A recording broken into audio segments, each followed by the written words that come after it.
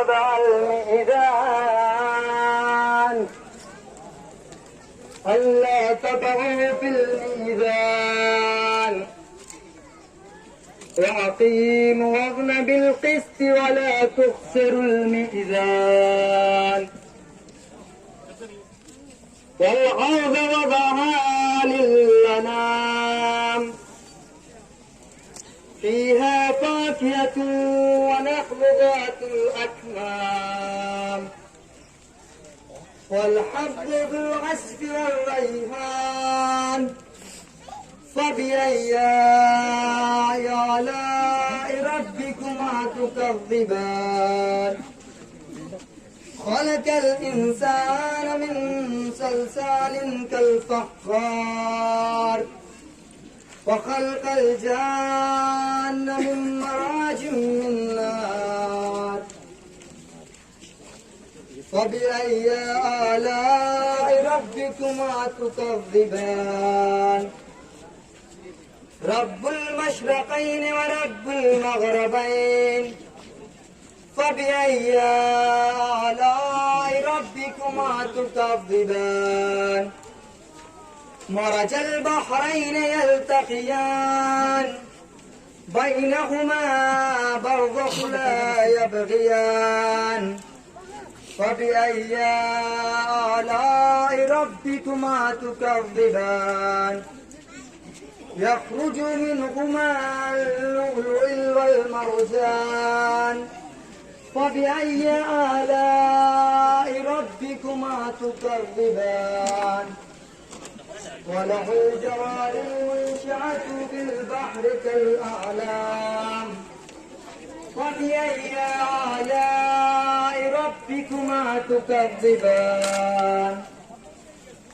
كل من عليها فان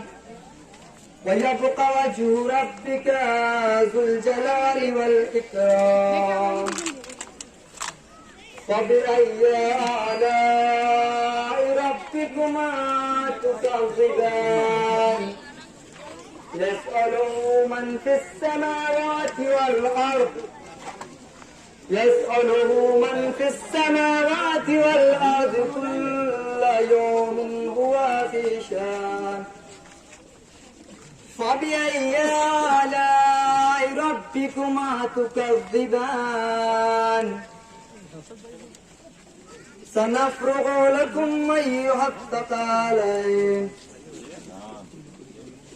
فبأي آلاء ربكما تكذبان يا معشر الجن والإنس إن استطعتم أن تنفذوا من أقطار السماوات والأرض فانفذوا لا تنفذون إلا بسلطان فبأي آلاء ربكما تكذبان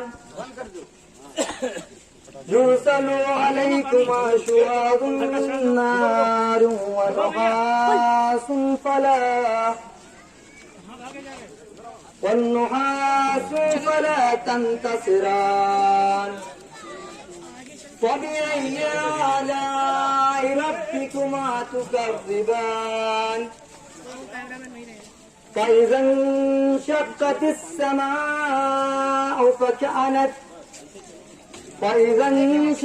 السماء فكانت وردة كالدهان فبأي آلاء ربكما تكذبان فيومئذ لا يسأل عن ذنبه إنس ولا جان فبأي آلاء ربكما تكذبان يعرف المجرمون بسيامهم فيؤخذ بالنواصي الأقدام فبأي آلاء ربكما تكذبان هذه جهنم التي يكذب بها المجرمون يطوفون بينها وبين حميم آن فبأي آلاء ربكما تكذبان ولمن خاف مقام ربه جنتان فبأي آلاء ربكما تكذبان فبأي آلاء ربكما تكذبان فيهما عينان تجران فبأي آلاء ربكما تكذبان فيهما من كل فاكهة زوجان فبأي آلاء ربكما تكذبان